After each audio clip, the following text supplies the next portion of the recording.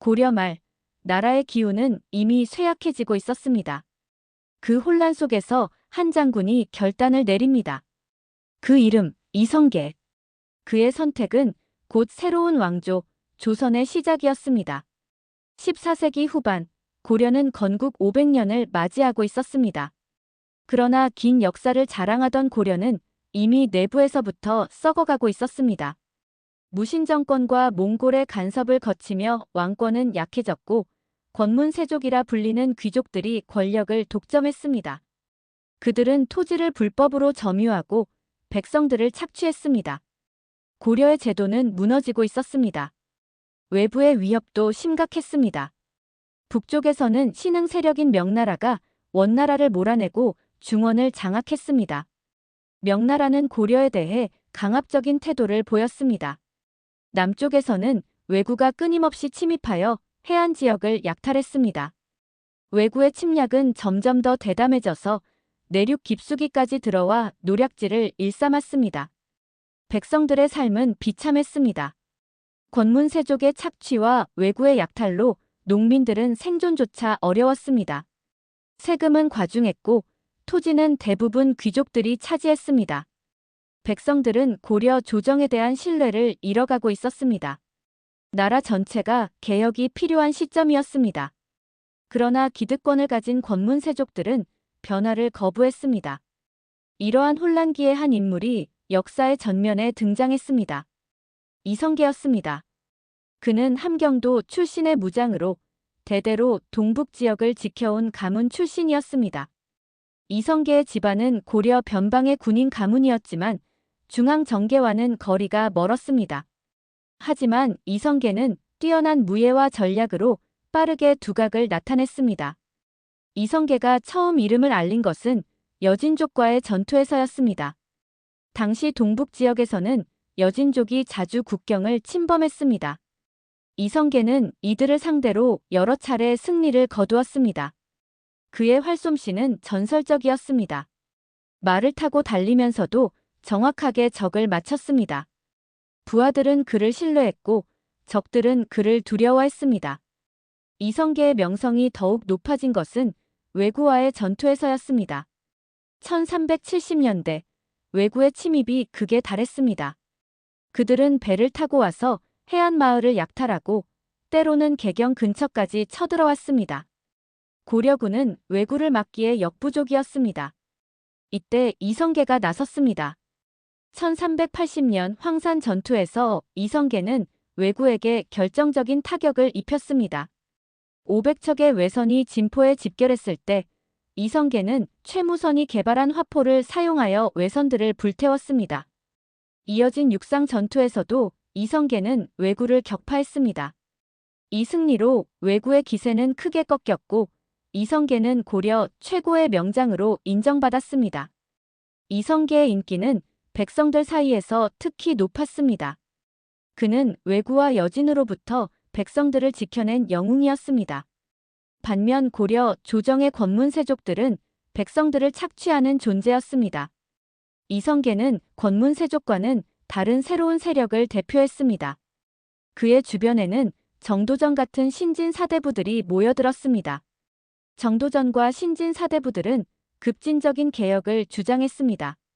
그들은 권문세족이 불법으로 점유한 토지를 몰수하고 과전법이라는 새로운 토지 제도를 시행하자고 주장했습니다. 또한 성리학을 국가 이념으로 확립하고 불교의 영향력을 줄이려 했습니다. 이들에게 필요한 것은 강력한 무력을 가진 지지자였고 그것이 바로 이성계였습니다. 1388년 고려 조정은 치명적인 실수를 저질렀습니다. 최영 장군의 주도로 요동 정벌을 결정한 것입니다. 요동은 원래 고구려의 옛 땅이었지만 이제는 명나라가 차지하고 있었습니다.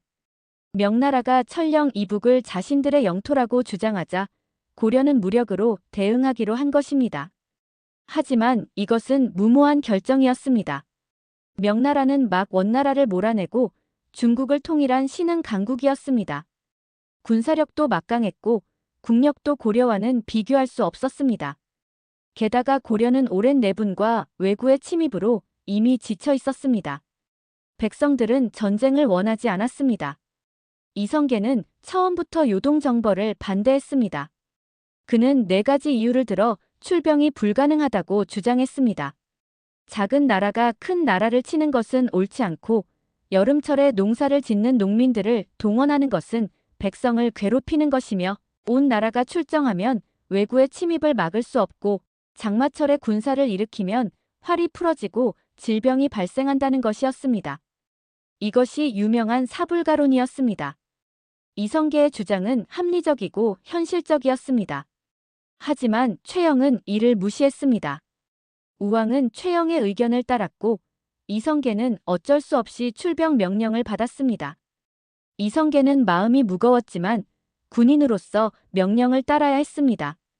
1388년 5월 이성계는 5만의 군대를 이끌고 북쪽으로 향했습니다. 군대는 압록강까지 진군했습니다. 그러나 이성계의 예상대로 문제가 발생했습니다. 장마가 시작되어 비가 쏟아졌습니다. 군량 보급이 어려워졌고 병사들은 지쳐갔습니다. 더 큰 문제는 병사들의 사기였습니다. 그들은 왜 명나라와 싸워야 하는지 이해하지 못했습니다. 이성계는 위화도라는 섬에 군대를 주둔시켰습니다. 위화도는 압록강 하구에 있는 작은 섬이었습니다. 이곳에서 이성계는 중대한 결단을 내려야 했습니다. 이대로 진군하면 명나라와의 전쟁이 벌어질 것이고 그것은 고려의 멸망을 의미할 수도 있었습니다. 그렇다고 명령을 거부하면 그것도 반역이었습니다. 이성계는 며칠 밤을 고민했습니다. 그는 정도전 등 참모들과 의논했습니다. 결론은 명확했습니다. 이 전쟁은 백성을 위한 것이 아니었습니다. 그것은 권문세족의 이익을 위한 것이었고 나라를 망하게 할 무모한 모험이었습니다. 이성계는 결심했습니다. 회군하기로 한 것입니다. 5월 22일 이성계는 군대에 회군 명령을 내렸습니다. 이 길은 나라를 망하게 한다. 우리는 돌아가 나라를 바로 잡아야 한다. 병사들은 환호했습니다. 그들도 명나라와의 전쟁을 원하지 않았습니다. 5만 대군은 위화도를 떠나 남쪽으로 향했습니다. 역사적인 위화도 회군이었습니다. 위화도 회군은 쿠데타였습니다. 이성계는 왕의 명령을 어기고 군대를 이끌고 개경으로 돌아왔습니다. 최영은 이성계를 막으려 했지만 역부족이었습니다. 이성계의 군대는 압도적이었고 병사들의 사기도 높았습니다. 최영은 체포되었고 우왕은 폐위되었습니다. 고려 조정의 권력은 이성계의 손에 넘어갔습니다. 위화도 회군 직후 이성계와 신진 사대부들은 개혁을 단행했습니다. 권문세족이 불법으로 점유한 토지를 몰수하여 국가에 귀속시켰습니다. 과전법을 실시하여 새로운 토지 제도를 확립했습니다. 이것은 혁명적인 변화였습니다. 500년간 유지되어 온 고려의 토지 제도가 완전히 바뀐 것입니다. 하지만 이성계는 처음부터 새 왕조를 세우려 한 것은 아니었습니다. 그는 고려를 개혁하려 했습니다. 우왕을 폐위한 후 창왕을 세웠고 창왕이 폐위된 후에는 공양왕을 세웠습니다. 이성계는 여전히 고려의 신하로서 행동했습니다. 그러나 정도전을 비롯한 신진 사대부들은 다른 생각이었습니다. 정도전과 신진 사대부들은 왕조 교체를 주장했습니다. 그들의 논리는 명확했습니다. 고려는 이미 회복 불가능할 정도로 부패했고 근본적인 변화는 새로운 왕조를 통해서만 가능하다는 것이었습니다. 그들은 성리학의 역성혁명론을 근거로 들었습니다. 덕이 없는 왕조는 하늘의 뜻에 따라 교체될 수 있다는 것이었습니다. 이성계는 고민했습니다. 그는 무신의 반란이나 무신 정권을 혐오했습니다. 왕조를 바꾼다는 것은 반역이었습니다. 하지만 다른 한편으로는 정도전의 주장도 일리가 있었습니다. 고려는 정말로 개혁이 불가능해 보였습니다. 권문세족의 저항은 완강했고 왕실도 힘이 없었습니다. 1392년 7월 마침내 결정적인 순간이 왔습니다. 신진 사대부들과 여러 신하들이 이성계에게 왕위에 오를 것을 권했습니다. 이성계는 3번이나 거절했습니다. 하지만 결국 받아들였습니다. 조선의 건국이었습니다. 공양왕은 폐위되었고 이성계는 새로운 왕조의 창업주가 되었습니다.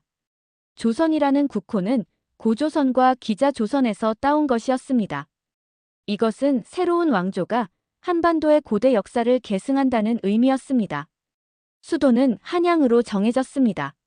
한양은 지리적으로 한반도의 중심이었고 풍수지리적으로도 명당이었습니다. 새로운 왕조는 새로운 수도에서 시작해야 했습니다. 이성계, 즉 태조 이성계는 조선을 백성의 나라로 만들고자 했습니다. 그는 백성이 나라의 근본이라고 강조했습니다. 이것은 단순한 구호가 아니었습니다. 조선의 많은 정책들이 백성의 삶을 개선하는 데 초점을 맞추었습니다. 토지 제도를 개혁하고 조세를 공정하게 하며 법을 정비했습니다. 조선 건국의 이념적 기반은 성리학이었습니다. 정도전은 성리학을 국가 이념으로 확립했습니다. 불교가 지배적이었던 고려와는 달리 조선은 유교 국가가 되었습니다. 성리학은 단순한 철학이 아니라 정치, 사회, 문화 전반을 지배하는 이념이었습니다. 이것은 조선이 고려와는 근본적으로 다른 나라임을 보여주었습니다. 조선 초기는 혼란스러웠습니다. 새 왕조를 받아들이지 못하는 고려 충신들이 있었습니다. 정몽주 같은 인물은 끝까지 고려에 충성하다가 살해되었습니다. 이방원과 정도전 사이에 권력 투쟁도 있었습니다. 1차 왕자의 난으로 정도전이 제거되었고 2차 왕자의 난으로 이방원이 권력을 장악했습니다. 하지만 이러한 혼란에도 불구하고 조선은 빠르게 안정되었습니다. 세종대왕 시기에 조선은 문화적으로 최고의 전성기를 맞이했습니다. 한글이 창제되었고 과학기술이 발전했으며 영토도 확장되었습니다. 조선은 500년 이상 지속되는 장수 왕조가 되었습니다. 위화도 회군과 조선 건국을 어떻게 평가해야 할까요? 어떤 이들은 이성계를 혁명가로 봅니다. 그는 부패한 고려를 무너뜨리고 새로운 나라를 세웠습니다. 토지 제도를 개혁하고 백성의 삶을 개선하려 했습니다. 조선은 고려보다 더 체계적이고 합리적인 국가였습니다. 반면 어떤 이들은 이성계를 반역자로 봅니다. 그는 왕의 명령을 어겼고 500년 왕조를 무너뜨렸습니다. 수많은 고려 충신들이 목숨을 잃었습니다. 정몽주처럼 고려에 충성한 사람들은 오늘날까지도 존경받습니다. 위화도 회군은 쿠데타였고 조선 건국은 찬탈이었다는 것입니다. 역사는 복잡합니다. 이성계의 선택을 단순히 옳다 또는 그르다고 판단하기는 어렵습니다. 분명한 것은 그의 결단이 한국사의 흐름을 완전히 바꿔놓았다는 것입니다.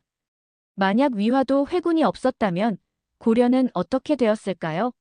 명나라와의 전쟁으로 멸망했을지도 모릅니다. 아니면 서서히 쇠퇴하며 사라졌을지도 모릅니다. 이성계의 위화도 회군은 용기 있는 결단이었습니다. 그는 무모한 전쟁을 거부했고 나라를 구하기 위해 위험을 감수했습니다. 그의 선택은 백성들의 지지를 받았습니다. 병사들도 농민들도 명나라와의 전쟁을 원하지 않았습니다. 이성계는 그들의 목소리를 대변했습니다. 조선의 건국은 한국사에서 거대한 전환점이었습니다. 새로운 왕조, 새로운 이념, 새로운 제도가 시작되었습니다. 조선은 518년간 지속되며 한국 문화의 기틀을 다졌습니다.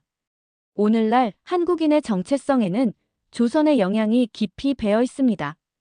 한글, 유교 문화, 양반제도 등 많은 것들이 조선에서 비롯되었습니다. 이성계는 군인에서 왕이 된 인물이었습니다. 그는 전장에서 활을 쏘던 무장이었지만 동시에 나라의 미래를 고민하는 정치가이기도 했습니다. 위화도에서의 결단은 그의 일생에서 가장 중요한 순간이었습니다. 그 순간 그는 단순히 명령을 따르는 장군이 아니라 역사를 만드는 지도자가 되었습니다.